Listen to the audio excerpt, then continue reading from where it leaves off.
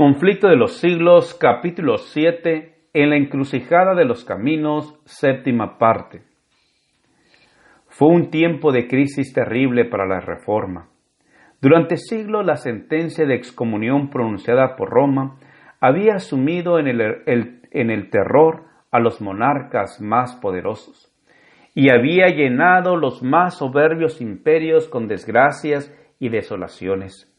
Aquellos sobre quienes caía la condenación eran mirados con espanto y horror, quedaban incomunicados de sus semejantes y se les trataba como a bandidos a quienes se debía perseguir hasta exterminarlos. Lutero no ignoraba la tempestad que estaba a punto de desencadenarse sobre él, pero se mantuvo firme, confiando en que Cristo era su escudo y fortaleza. Con la fe y el valor de un mártir escribía: ¿qué va a suceder? No lo sé, ni me interesa saberlo. Sea donde sea que estalle el rayo, permanezco sin temor. Ni una hoja del árbol cae sin el beneplácito de nuestro Padre Celestial. Cuánto menos nosotros. Es poca cosa morir por el Verbo, pues que este Verbo se hizo carne y murió por nosotros. Con Él resucitaremos, si con Él morimos. Y pasando por donde pasó, llegaremos a donde llegó y moraremos con Él durante la eternidad. Cuando tuvo conocimiento de la bula papal, dijo: la desprecio y la ataco como impía y mentirosa. El mismo Cristo es quien está condenado en ella. Me regocijo de tener que sobrellevar algunos males por la más justa de las causas. Me siento ya más libre en mi corazón, pues sé finalmente que el Papa es el Anticristo y que su silla es la de Satanás. Sin embargo, el decreto de Roma no quedó sin efecto. La cárcel, el tormento y la espada eran armas poderosas para imponer la obediencia. Los débiles y los supersticiosos temblaron ante el decreto del Papa. Y si bien era general la simpatía hacia Lutero, muchos consideraron que la vida era demasiado cara para arriesgarla en la lucha de la Reforma. Todo parecía indicar que la obra del reformador iba a terminar. Pero Lutero se mantuvo intrépido. Roma había lanzado sus anatemas contra él, y el mundo pensaba que moriría o se daría por vencido. Pero con irresistible fuerza, Lutero devolvió a Roma la sentencia de condenación y declaró públicamente que había resuelto separarse de ella para siempre. En presencia de gran número de estudiantes, doctores y personas de todas las clases de la sociedad, quemó Lutero la bula del Papa con las leyes canónicas, las decretales y otros escritos que daban apoyo al poder papal. Al quemar mis libros, dijo él, mis enemigos han podido causar mengua a la verdad en el ánimo de la plebe y destruir sus almas. Por esto, yo también he destruido sus libros. Ha principiado una lucha reñida. Hasta aquí no he hecho sino chancear con el Papa. Principié esta obra en nombre de Dios, y ella se acabará sin mí y por su poder.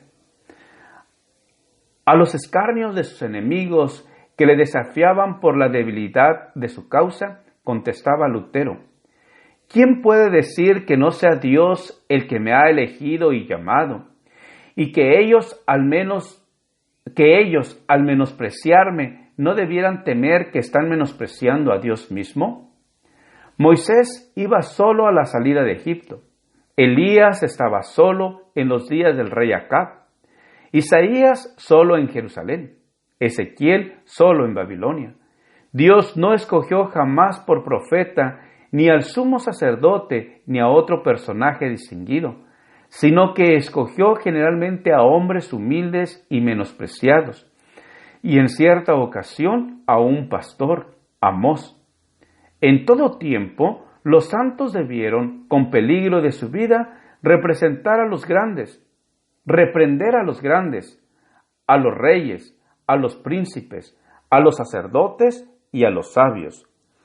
Yo no digo que soy un profeta, pero digo que deben temer precisamente porque yo soy solo, y porque ellos son muchos.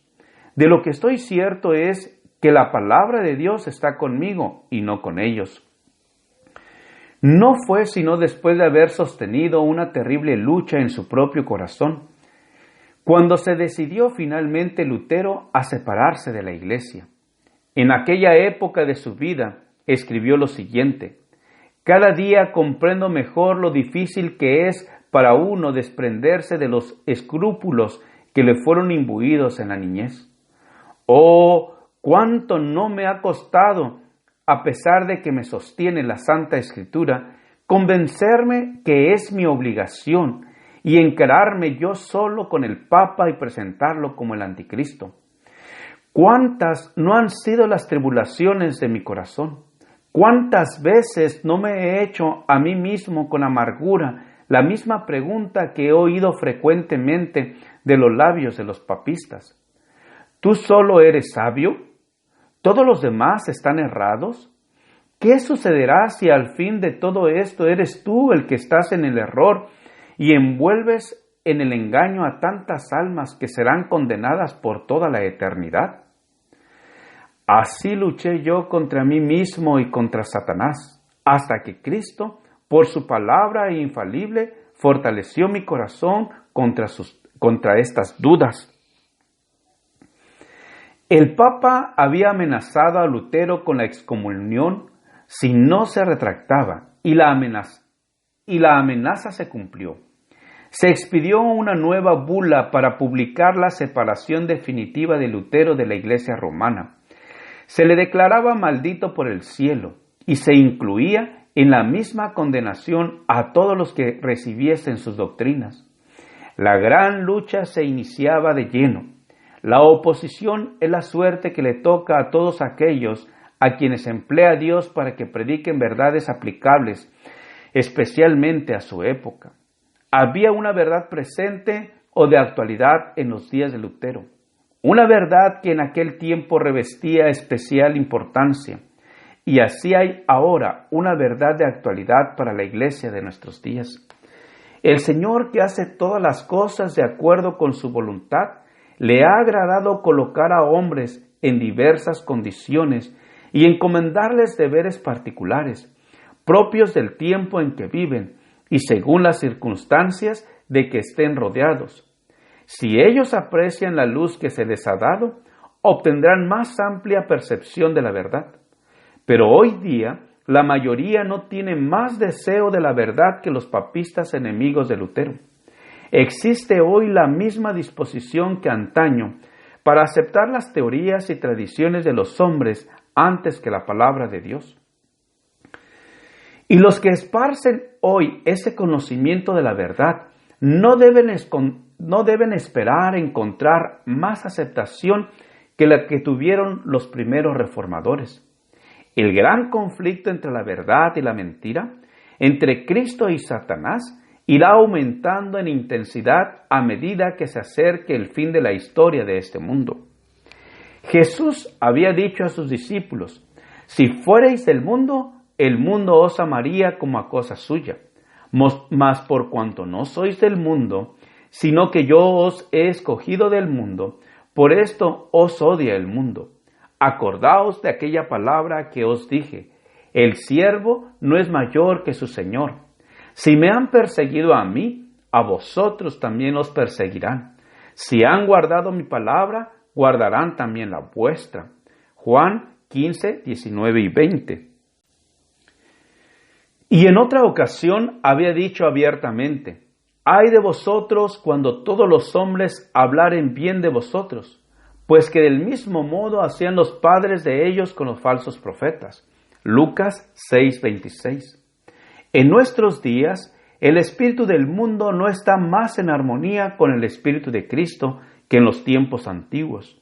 Y los que predican la palabra de Dios en toda su pureza no encontrarán mejor acogida ahora que entonces.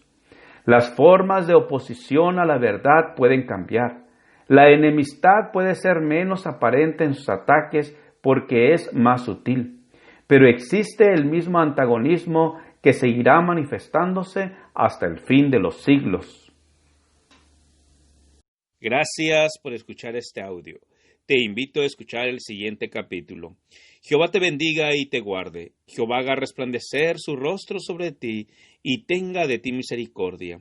Jehová alce sobre ti su rostro y ponga en ti paz. Con aprecio, el pastor Juan Manuel Flores Espinosa.